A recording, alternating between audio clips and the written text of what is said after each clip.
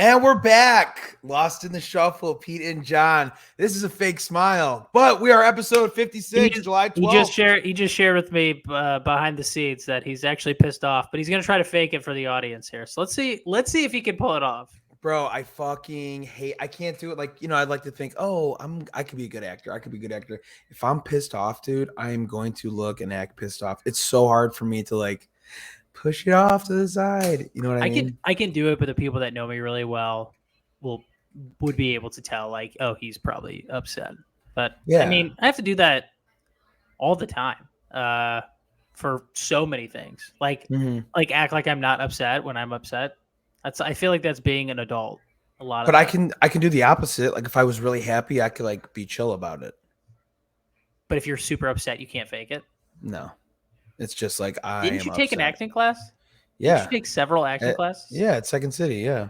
Didn't work? I don't got it, dude. I don't got the can't do it. I'm just too fucking emotional. You know what I mean? Yeah. I can do it if I have to. If I don't do it well, then I'm choosing. I want to let the other person know that I'm upset. Like I'm making a conscious effort to let them know, hey, I'm pissed off and I want you to know about it. But if I really don't want them to know about it, I could probably fake it. Yeah. What am I? Anywho. So we got a couple topics today. I know you have to run. You have to go to your wife's cousin's birthday party. Yes. Which I guess is more important than the podcast. Whatever. Yeah. Right. Okay. I'm not gonna try not to take that personally. Spoiler alert. I am. All-Star game's coming up. You're going to be there. I will be there. You will be there. Can we talk real quick before we get into topics about that? Because next week, this will be when the All-Star game is happening. Unless you want to do a pod, like a live pod or record a pod from the parking lot of Dodger Stadium, which would be hilarious. Also, possibly dangerous, but also interesting. Probably not a pod because I'm not bringing any of my equipment. I can't bring all this shit on the plane. I could do like a live or something, but yeah, I'm going to fly out Saturday afternoon. Saturday afternoon, get there like Saturday evening. They have some like fan fest stuff Sunday. Sweet. Fan fest stuff on Sunday, I'm guessing. And then home run derby, I will be there in the stadium.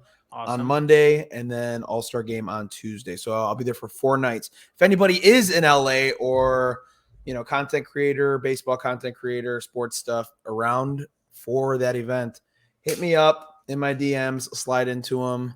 Maybe we can make some stuff together. Dude, can't wait, man. It's going to be awesome.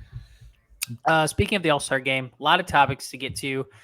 And the first one, let's define what an all-star really is. Okay. So if you're just looking at the statistics, that's not what gets you into the all-star game. And credit to Major League Baseball, who has had a very difficult time marketing their players. They, for whatever reason, they do understand what an all-star is. And the equation for an all-star is production plus star power. Okay. Well, I also think that's a huge thing. It's not just production. Do the fans want to see this particular player? But there's one group of people who really can define an all-star, John. And I think me and you both know who that is. And that is Smash Mouth. Well, of course. Get your game on. Now you're an all-star. Dude, that would be so funny.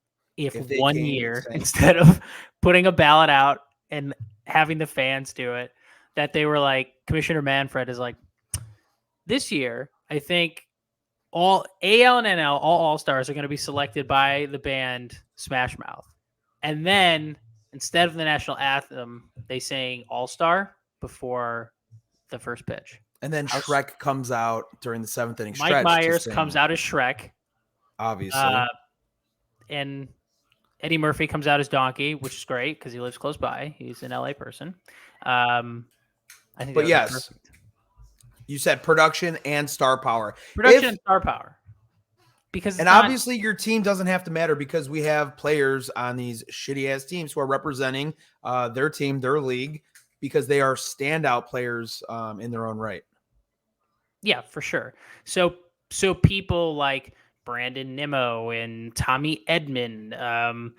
These guys have great numbers, but do you really want to see them over Trey Turner or Dansby Swanson or someone like that? Like you don't. It's who would you rather see? And yeah, Freddie Freeman is good, but he doesn't have.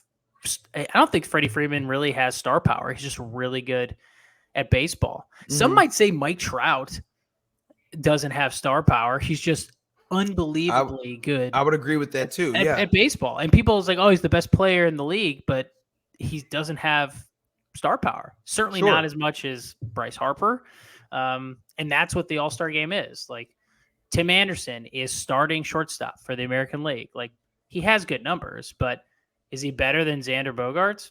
I don't know, but the fans certainly like him a lot more than Xander Bogaerts, so he's the starting shortstop. This is also star power matters. This is also a fan voted All-Star game too. Yes. So we have to understand that the fans are voting. So that's going to reflect in who's getting voted, right? Those bigger markets are going to get a lot more turnout than smaller market teams. I mean, that's just how it is because they have so many more people in their demographic voting. For sure. And like you said, they want to see stars. They don't necessarily want to see like, oh, he's got a better WRC plus, and well, actually, his RBIs versus left-handed pitchers are a lot worse than right-handed. That kind of shit. Where it's like, no, I want to see the biggest stars. Like, yeah, definitely. So, okay, so a couple snubs. Well, let me ask you: who do you think? Who is the most surprising of all the All-Stars, in your opinion? I have one. You go ahead. I'm going to pull up the list. Jose Trevino for the Yankees catcher. So they didn't even acquire Trevino from the Rangers until April 2nd. So halfway through May, he's hitting 175 with 7 hits. And now he's arguably the unlikeliest All-Star you'll ever see. So he was drafted in the 27th round in 2013 by the Tigers. But he's been incredible for the Yankees and has been phenomenal for them. And then let's look at the Yankees following. Yankees have a big following too. So their players are going to turn out. Social media matters big time. They were talking about the Angels, and a player was talking about, going on the bus and team hotels and different places. And, Mike Trout has been on the team for years. And Mike Trout, there's not a ton of people that are waiting, for him outside on the bus at the hotel. But Ohtani, people are going insane for him, just losing it. And I understand he's international and he's from Japan, so there's a huge baseball following there. But again, like social media followers, PR, media coverage, that stuff matters. And so I know he is deserving to be there, but even if his stats were significantly less impressive, he probably would get nominated for the All-Star game because of his star power. And he's arguably the most popular player right now in the major leagues. It's not even close. Well, like you mentioned too, he does have the international power for sure. Someone here that I would say is kind of surprising, Andrew Benintendi. I mean, you play in a shitty Royals team in a shitty division. Very irrelevant. You're very irrelevant. You're batting .313. Very good. Most people, and a lot of guys, especially if you're into advanced analytics, don't give a fucking shit about batting average, okay? Right. Runs. You've scored 35 runs. Not very good. 35 RBIs and 2 stolen bases. You got a slug under 100. I mean, what other numbers here stand out to you that's saying that you are an all-star besides the fact that you're the best player on your shitty team? No, I completely agree. But also, every team needs a representative, right? So isn't he their lone representative? Yeah, I mean, you could say Bobby Witt, maybe, right? On my fantasy team. Awesome. I know Sal Perez is injured, but I mean, he was playing really well up until he got hurt. So I don't know. It's I think that's one that kind of stands out to me as really. Agreed.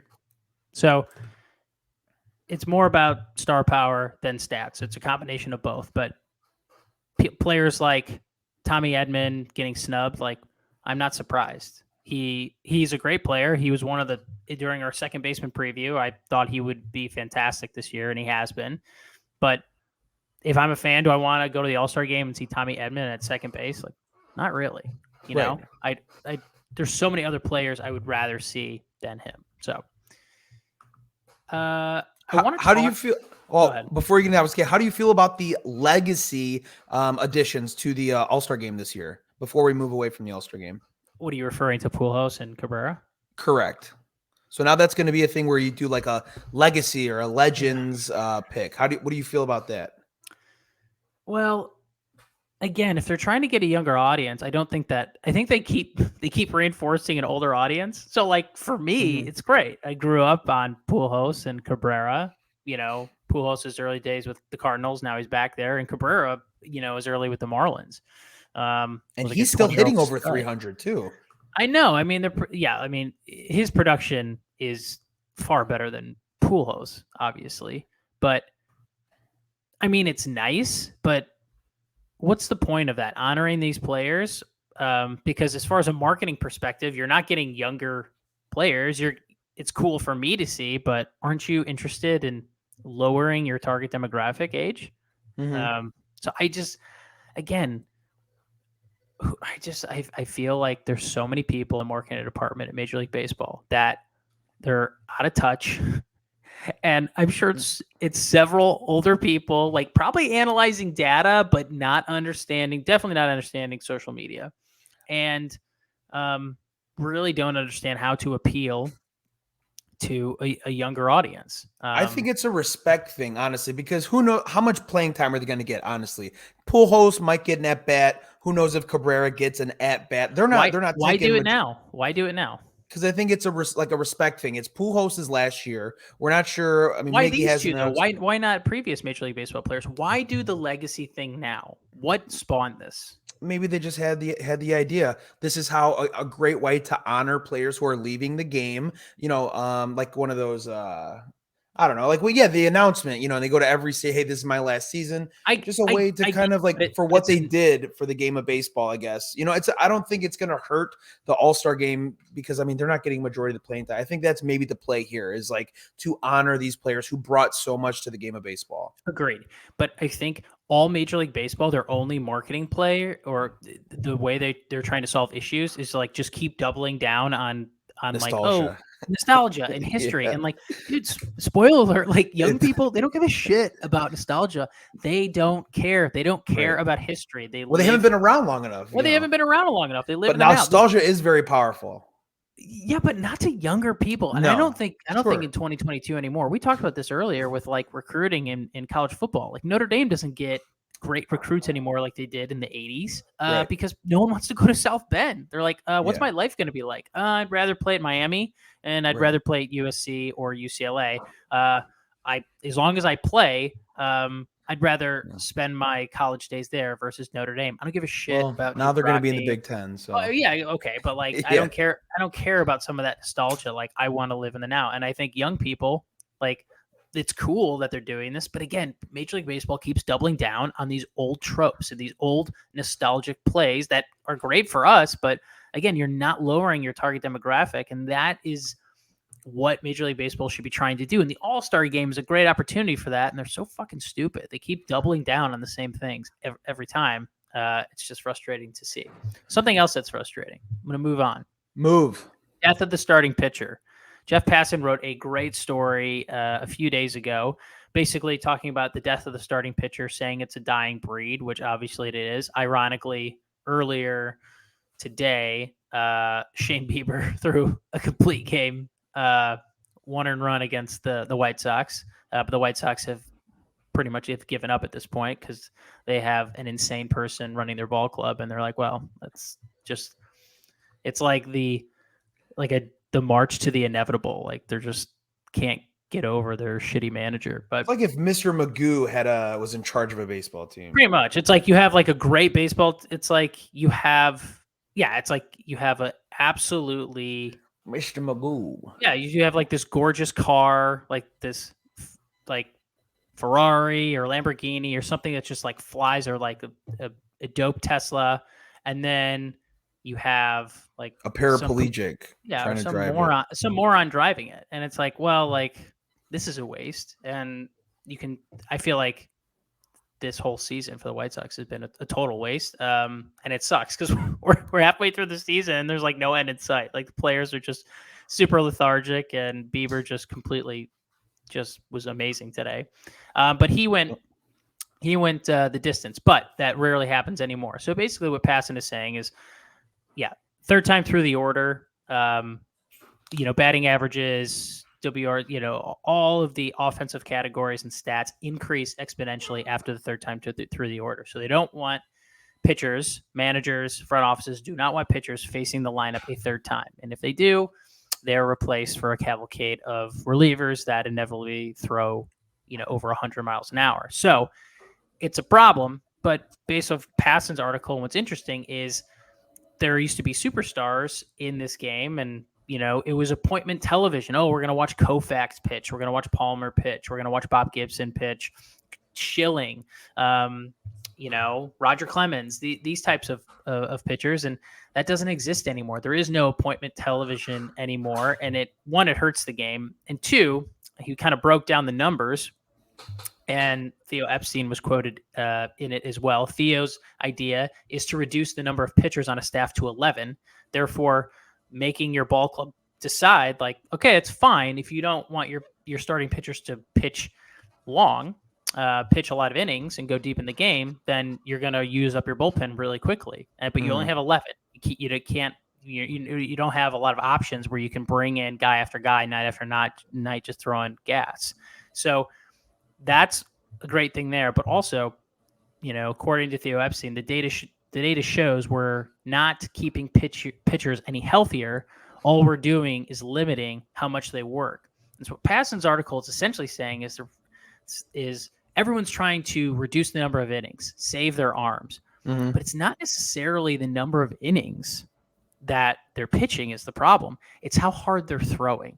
It's all of those things that they've been doing at drive line, increasing velocity.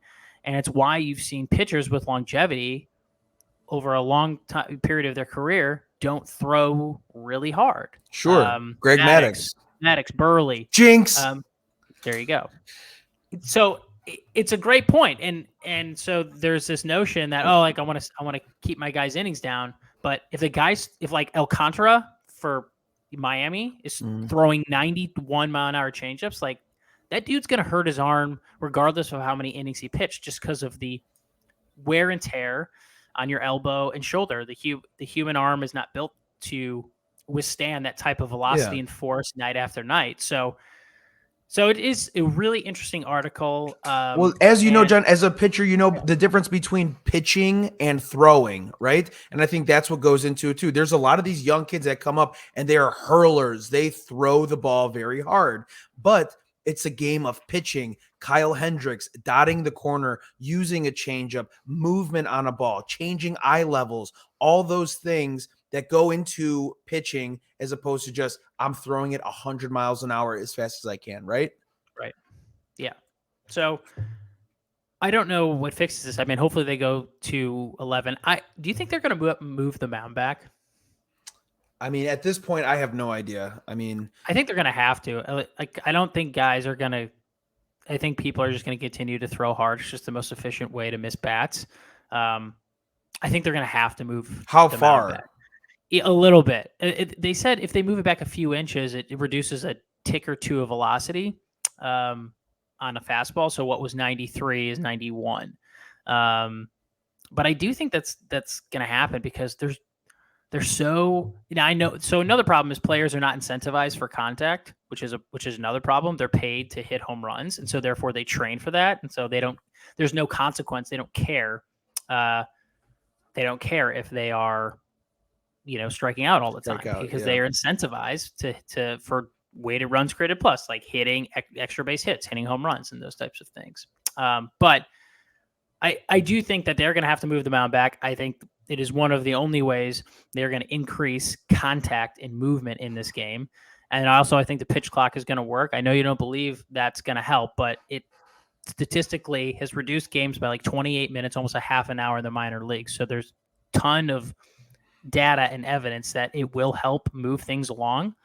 And I think I think they understand that they have to, because this game, I don't think will ever go away. Obviously, there's such a huge, it's such a, American staple, but it will always be old people, an older demographic. It will never be consumed by a younger generation, and it'll just be like it is now. And people will have an affinity and grow an affinity for baseball as they get older, but it will never compete with the other major sports in the United States. Well, let's talk about one reason why, John. Go ahead. Sorry, finish your thought. Well, part of me thinks like, I don't think they give a shit, because if they still make money, if they're still making money, which they are, they technically make more money than the NBA because they have more games, concessions, tickets, all those types of things. They actually make more money than the NBA.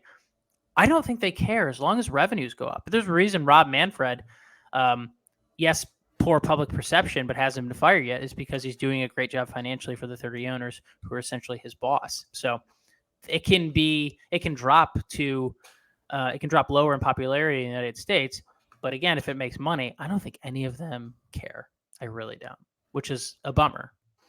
And if you're a young kid and you're really not into school, or you're not too, I don't know, intelligent, but you have a very good athletic prowess, you're very athletic, right?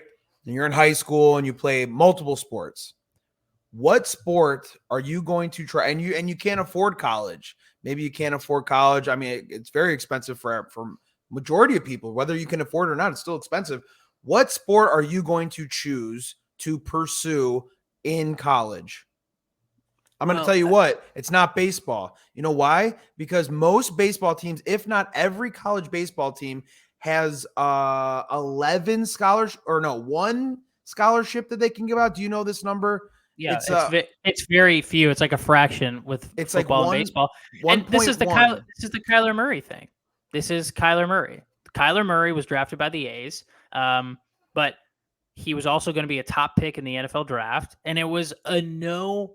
And I have heard baseball was his favorite sport, and he loves baseball and really wanted to play it.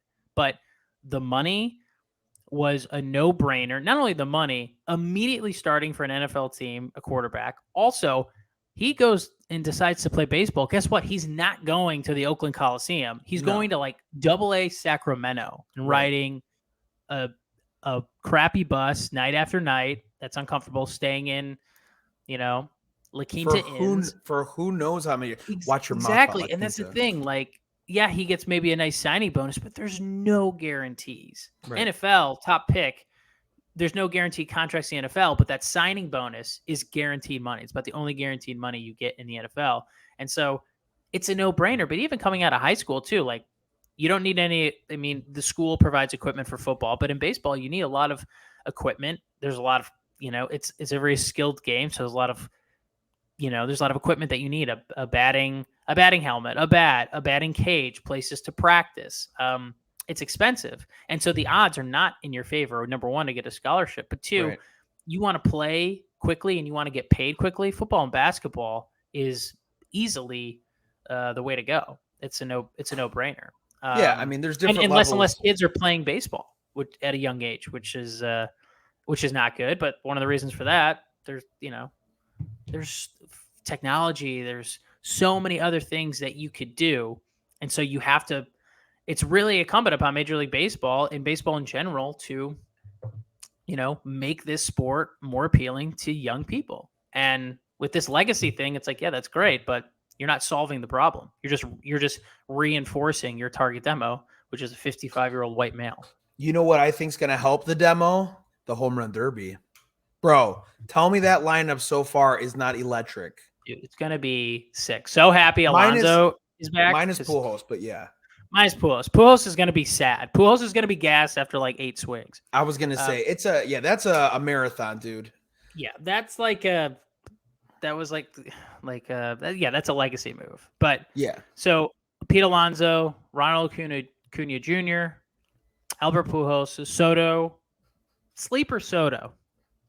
Soto actually might be my pick. I just have a feeling. And Schwarber, which is going to be incredible. So Alonso obviously he's the reigning champion, right? Back-to-back Derby champion. Back-to-back. So I like him too because like he hits bombs, but also he wants it too. Like he's aggressive and he wants to win. He has it's like a pride thing. Competitive edge. Yes. And he doesn't he's like laughing and having a good time, but like make no mistake, like he wants to win that tournament and he has that edge. Some dudes are just like up there goofing around, taking, like half-ass hacks, which we've seen in the past too. And as a viewer, I'm like, okay, like, like I want to see someone up there who actually wants to win. And I think the timer was a genius Absolutely, move. It's changed the entire competition with 100%. That completely changed it. So I can't wait for it. As long as it's enforced. I was a little pissed off when Bryce Harper, when his dad was pitching, or was it his dad or I think it was his dad. His dad, yeah. And he was throwing them before the balls were landing. And I'm like, all right, dude, chill it out with your Just for Men gray beard blackout on your beard. But he was launching those baseballs before they were touching the ground, which is illegal, and I'd like to see that called next time. But this field, dude, is so freaking good. Who are you taking? I feel like you're going to take Schwarber because you live in Philly. Yeah, I do. I would like to see. Love Schwarber. I do love Schwarber, and how many times he is awesome. He's been hitting bombs. He's on my fantasy team too, as you. You know how many people tell me that I look like him too, and I'm not trying to toot my own horn. It's not like he's like a super handsome guy, but I don't see it. I don't see it that much, honestly. Do they know that you're a lefty hitter? No. I mean, these are just like random people when I'm talking about Phillies or Kyle Schwarber. You talk about Kyle Schwarber a lot. I do. I love Kyle Schwarber, dude. My goal, like I got this actually sweet Phillies hat the other day. You have the coolest hats. By the way, I saw your All-Star Cubs hat, which is amazing. Yeah, so I got the back of the hat's as bad as you thought? When I put it on, no. When you're touching it, it feels cheap. I mean, it's a mesh hat. It feels cheap. But obviously I got all these like Phillies ones, but I had to get the Cubs one for the All-Star game. I still got to rep my team. And I'm gonna get a jersey hopefully out there. Hopefully they'll have a selection out there. But it would make my trip, it's already going to be a dream come true. I'm going to live a long lost dream or whatever. But if I get to meet Kyle Schwarber and just like talk to him, that would make my trip just so well worth it. Dude, a good content move. Just wear your Schwarber jersey because you guys kind of look alike and do like a back-to-back thing. Dude, that would be hilarious. That's what I'm saying. Yeah, it would be cool. Dude, bring like. I know you have a Schwarber jersey. I'm assuming for a Phillies. I have a Rizzo one. I have a Rizzo Cubs one. I haven't gotten. I wanted to get the powder blue, and I was gonna get a Nick Castellanos, and those just came out like towards like end of April or May, something like that. I think like in the middle of May. It was like while the season was going on. But are you going into the stadium or just doing like home run derby? I'm going into the stadium. I know I'll have a ticket for that, and then even if they don't get me one for the All-Star game, I'm gonna just buy my own ticket. So yeah, I will be amazing. Yeah, so we'll have stuff to discuss after that. But yeah, I would like to see Kyle Schwarber win, or Pete Alonso too. I mean, these are just a good field. Like usually it's like. And not to hate on anybody, but like, Trey Mancini was in it a couple years ago or last year. And then I don't know, there's some guys where you're just like, what the fuck are you doing? No, again, no star power. You're like, why? Right. Why is he in here? Exactly. And that's what this is. Alonso checks out. He's great derby. Soto's awesome to watch. Pujols, that doesn't really count. And we all know why he's in there. But, for all the other ones are pretty good too. Like, that's going to be awesome. It's a great lineup. Yeah. I know you got to go. I know you got to go to your birthday party. By the way, I would be texting you a lot during that home run derby. So just be prepared. Definitely. I'm going to have a lot of requests. I want a lot of shout outs. I'm going to try and catch a home run. I'm going to be in the outfield. I'm pretty sure. Shit. So last thing, I know you have to go. Shifting to the NFL for a brief moment. Carolina Panthers have acquired Baker Mayfield, and they're having a, quote, open competition between Baker Mayfield and Sam Darnold to be the starting QB. My question to you is Baker Mayfield good? Yes. A healthy Baker Mayfield is good. Yes. Ugh, I don't Listen, know. he has been the best quarterback on the Browns in the last 3 decades, okay? And it's like between a field of 30 something guys, maybe it was 2 decades with 30 other players, right? Got him to a playoff game. When he's healthy, he is a good quarterback. I didn't say great, I didn't say phenomenal, but he is a good quarterback. And I don't think that constitutes as top 10. I don't think that means top 10, but maybe top 15, top 17. Do you think he's scrutinized because he was the number 1 pick? No. I don't think that had to do with anything, in my opinion, at least. I just think it had to do with his play in there. And then I think when he's healthy, he's a good quarterback. Good. I think, just like, hey. I watched him throw 5 interceptions against the Packers on Christmas Day with my dad. Okay. But he had like a torn shoulder. He had like 5 ailments that he was. His labrum or whatever. He was dealing with. It's like pizza. It's like, yeah, it was good. It was a good pizza. Would I eat it again? Probably not, but it was good. You know what I mean? Like, he's serviceable. He's probably weapons. I can't believe I'm getting replaced for Deshaun Watson, who may not play because he has like 8,000 pending lawsuits against him. Yeah, right. That's like if Bill Cosby replaced Ryan Seacrest. There it's you like, go. What are we doing here? It's like I thought he was in trouble. Dude, he's out of prison. R. Kelly replacing Bruno Mars. I thought you said, yeah, I gotcha. Bill Cosby is out of prison. No, is he really? Yeah, dude, he worked the system. Some legality, but he's out. No way. Are you for real? I'm pretty sure. Man, anything is possible. Pretty much. If I see Deshaun Watson under center in week 1 for the Browns, knowing everything that I know, watching so many features and like all these witnesses coming forward, it's like, dude, if you have a lot of money or if you're a good athlete, you can do anything in this country. Oh, we know that. Like, you can do whatever you want. And I think I want to think deep down that half of the fan base or the majority of the fan base of Cleveland is going to boo the shit out of him and be like, fuck this guy. He sucks. He's a terrible person. But I know if he wins, they won't care.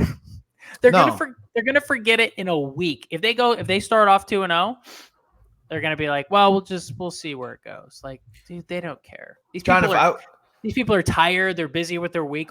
They love this team, and all they care about is their team winning, and they'll do it by any means necessary. They don't care who it is. Like, that's just how this country works. I know it, and it's most NFL fan bases. They wouldn't care. Well, like you said, John, if you have money or you're rich and you're famous, you can get away with anything. If I were to come to you 10 years ago, John, if I told you 10 years ago, John, you got to listen. There's an island where pedophiles go, and there's all royalty and celebrities and politicians and rich people. And they all go there and they do pedophile stuff. You'd be like, Pete, you're a fucking nut job. All right, dude. There's no way that that's real. Okay. Oh my God. There's no way that happens. Or if you'd have said forward. If you'd have said the host of The Apprentice was going to be the president, I'd be like, that is hilarious. Like, I'd be laughing my ass off. Yeah. Or the leading song from Space Jam, that singer is going to be in jail. And then he peed on everyone. He did. He did. But dude, that song is so good. Oh, it is. Yeah. It's so weird. Like, people forgive, like, if it's music, I feel like it's the most easy thing to get over. Comedians, politicians, public figures, other things, I think people have a hard time. But for some reason, music, if you got a hit song, man, people are like, I don't care. I love this song. People will forgive for music, for like some of the worst things. But if it's a great song, they're like, I'm still going to listen to it. Well, I mean, you could say the same thing with a lot of things. I mean, yeah, but I feel like music is number one. Like Michael Jackson, dude, some of the horrible things that he did and stories that came out. And I hear his music literally everywhere all the time, blasting by everybody. How about poetry and Edgar Allan Poe? Edgar Allan Poe married his 15-year-old niece, I'm pretty sure. Yeah, but that was like commonplace back then. And then movies as well. Woody Allen, pretty sure he did some openly pedophile stuff. Well, of course. Roman Polanski. This is the question. Can you separate the art from the artist? This is the age-old question. And when I was younger, the answer was no. I was like, forget that person. I can't enjoy their art anymore, their TV show or their music or whatever. Now that I'm older, and I think this, and I'm not, I wouldn't say, I don't know if it's a good or bad thing, but like, I think now I can separate the art from the artist. Why should I deprive myself of great art and content because this person was gross? Like Woody Allen is a terrible person. I watched one of his movies last night on Netflix, Blue Jasmine. It's great. It's a great movie. Who the fuck watches Blue Jasmine on a Monday night? I watch Blue Jasmine. It's good. Andrew Dice Clay's in it. It's so funny. That movie kicks ass. Woody Allen is a terrible person, but he's a great filmmaker. Yeah, I say the same thing about Kanye West. I don't care for the person, but I'll listen to some of your music. But his music is incredible. His music is so good. Some of it, yeah. A lot of it is good. He's got a pretty good hit rate, I think. Yeah, he slaps at a pretty good rate. We should come up with like an all-time felony list for like your favorite felons. We should go through who got away. Well, I feel like I know the answer to that. But athlete, like what was the worst thing an athlete did but like how good was he at the time where they let him play? Sure. There's something there. Like what was the worst thing someone did and then how quickly did they come back and play? Yeah, I mean, I think Aroldis Chapman's got to be up on there. Greg Roberto Hardy, Osuna, a lot of baseball players. Yeah, a lot of football players too. Kareem Hunt, Ray Hardy, Rice, Tyreek Hill. Dude, people forget what Tyreek Hill did. What did he do? I think he pushed his pregnant girlfriend down the stairs or something. Damn, backstreet abortion over here. People forget that, but he runs like a 4.240. So people are like, well. Whatever. I'm not saying it's right, but it bothers me that more people don't care about it. It really does. It makes me sad for society, but I know the Cleveland fan base is going to hate on him until he wins. And then they're going to be like, well, whatever. It'll like die down, which is like, that's just how it works, man. Like, I think this could be a good redemption story for Baker Mayfield. I'm pulling for the guy. I like him. I do like it. My wife loves his progressive commercials. She thinks they're hilarious. Also, secretly, I think she thinks he's good looking. Yeah, I could see it. Whatever, dude. Fuck that guy. That's all right. You kind of look like him. Maybe. Yeah, a little bit. Yeah, I'm also an NFL quarterback too. Yeah, dark hair, bushy eyebrows, that whole look. I could grow a beard if I wanted to. Oh, I'm sure you have to shave every morning after you watch Blue Jasmine. Dude, don't hate on Blue Jasmine. That movie is good. I've never seen it. I have to watch it, though. Yeah, dude, you should watch it. It's great. It's on Netflix? Yeah, it's on Netflix. That's why my wife fell asleep late last night, and then I was like, all right, well, it's like 10 o'clock, and I'm not tired. So I was like, all right, I'll watch Blue Jasmine. And then I was like, oh, fuck, this movie's good. I knew it was Woody Allen, but Andrew Dice Clay's in it, and he's super funny. Louis C.K. is in it. He was also funny. I just watched Bill Burr's special. Have you seen it? No. Live at Red Rocks. Do you like Bill Burr? Yeah, he's okay. He's kind of always got the same thing, but yeah. He's always like, this guy get fucking talking. Like, yeah, right? Yes, but less Italian. But yes. Sure, you were merging into Sebastian Maniscalco. I was trying to just talk like him, yeah. Yeah, it's good. Hey, man. All right, well. Tell everyone about me at the All-Star game. Mm-hmm. Also tell them that I used to pitch. So if anyone needs, if there's like a celebrity softball game, I'm down. I haven't thrown professionally ever. Right. And I haven't thrown a baseball in a live game since 2007. So just give them some context. But I am ready to go in and would love any money that they would like to give me. I'm just trying to get some batting practice at the field. You should do a Klay Thompson thing. Dress up as Kyle Schwarber. Maybe they'll think you're him.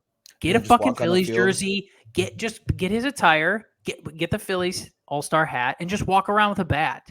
Yeah. How tall are you? 6 foot on a good day. He is. Give me a second. Your height and weight. He's 6 foot, dude. Is he? Yeah, 6 foot 229. Same height. I'll just wear cleats. Just do it. Put some sunglasses on. I bet you could do it. That would be great content. Who's ever shooting stuff, try to do the Schwarber thing. And you'll be on the field anyway, so you can't get kicked out. Just pretend you're him. I think that would be hilarious. Deal. I'll wear this hat though. No, dude. No. He would never wear that hat. Why? It's a sweet hat. Yeah, it's a cool hat, but like, why would he wear it? I don't know. It's his team. No, that's not. All right. Well, if I end up going to jail, I will have your number on speed dial so you can bail me out. Cool, man. Are we off next week? You want to do it later in the week when you get back? Tuesday, right? Yeah. Because Tuesday's the All-Star game. Yeah, that's why I'm bringing this up. That's why I'm bringing it up. Yeah, I won't be able to do it. I don't have like any of my equipment and stuff, so we'll have to. We could postpone it to like Wednesday or something. Dude, our listeners are going to be pissed. Or I'll be back. No, Wednesday's going to be traveling all day, I'm sure. Okay, man. So, I mean, I just want our listeners to know this is on Pete, not me. We'll come up with something. I'm also moving next week. As you can see the boxes behind me. So. Oh, I can't. The next time you'll see me is in my new office. Nice. Yeah, you'll have a good setup, baby. Right? Yeah. Cannot wait. Put a bookshelf behind you. Bookshelf. I'm going to do the pass-in where he's got like this shelf and like I'm going to have my Quincy University diploma. No, I'm not going to have that. Absolutely not. What I'm going to have is my Legos. So I got a Millennium Falcon from Star Wars, the Batman vehicle from 1989 Batman, the full Batmobile. I got some cool stuff that you're going to see in the background. Beautiful. I can't wait to see it. Watch Blue Jasmine. Blue Jasmine, everybody. All right, John, I got to go to a birthday party. All right, buddy. Have fun. Thanks, guys, for watching. We'll be back later. Not next week, but sometime after that. Bye. Peace.